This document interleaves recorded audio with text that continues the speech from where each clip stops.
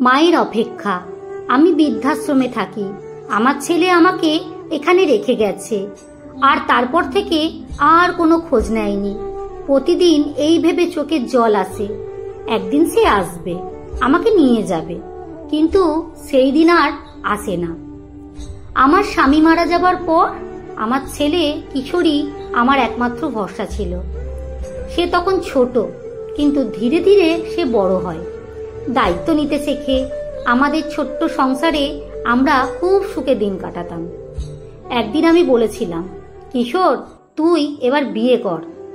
আমার জীবনটা আর ঠিক নেই, আজ আছি তো কাল নাও থাকতে পারি, তোর জীবনের একজন সঙ্গী তো দরকার। সে হেসে বলেছিল, তুমি কোথায় যাচ্ছ না মা? তোমাকে তো আমার ছেলে মেয়েদের খেলার সাথী হতে হবে, তাদের বিয়ে দেখতে হবে, এখনই তুমি এমন কথা বলছো কেন? এই বলে সে হেসে অফিসে চলে গিয়েছিল। তারপর আমি আর জোর দিইনি, ভাবলাম সময় হলে নিজে ঠিক করবে। কিন্তু তারপর থেকেই তার মুখে আগের মতো হাসি ছিল না। অফিস থেকে ফিরলেও চুপচাপ থাকতো। আমি জিজ্ঞেস করতাম, কি হয়েছে বাবা, কিছু বলছিস না কেন? সে বলতো, না মা, অফিসে একটু কাজের চাপ, আর কিছু না। এরপর নিজের ঘরে চলে যেত। খাবার সময় বলতো অফিসে খেয়ে নিয়েছে। তার এই পরিবর্তন আমি দুঃখ পেতাম, বারবার জিজ্ঞেস করতাম, কিন্তু সব সময় একটা কথার, কাজের চাপ। একদিন সে বলল, মা, আমেরিকা থেকে একটি চাকরির অফার এসছে, অনেক ভালো বেতন, অনেক মাস কাজ করে আবার তোমার কাছে ফিরে আসবো। আমি বললাম, তুই গেলে আমি একা কিভাবে থাকবো? সে বলল, তুমি কিছুদিন বৃদ্ধাশ্রমে থেকে এসো মা, আমি ফিরেই তোমাকে নিয়ে আসবো।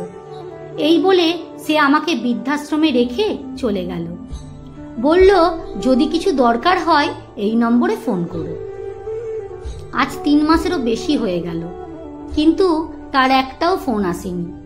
প্রতিদিন অপেক্ষা করি, হয়তো আজ ফোন আসবে। সে বলবে, মা, আমি আসছি তোমাকে নিতে। এইভাবে 1 বছর কেটে গেল, কিন্তু কিশোর আর এলো না। একদিন হঠাৎ আমার শরীরটা খুব খারাপ হয়ে গেল। বৃদ্ধাশ্রমের লোকেরা বলল, আপনার ছেলেকে ফোন করুন। আমি বললাম, না, দরকার নেই, কিন্তু তারা জোর করে নম্বরটা চাইল। আমি যে নম্বরটা পেয়েছিলাম সেটাই দিলাম। তারা ফোন করলো, কিন্তু যেটা শোনালো তাতে আমরা সবাই চোখ থেকে জল পড়তে লাগলো।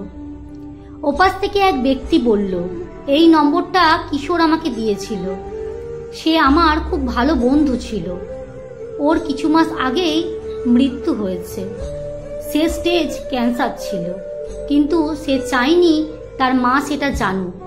সে শুধু চেয়েছিল মা যেন শান্তিতে দুশ্চিন্তা মুক্তভাবে বাকি জীবনটা কাটাতে পারেন।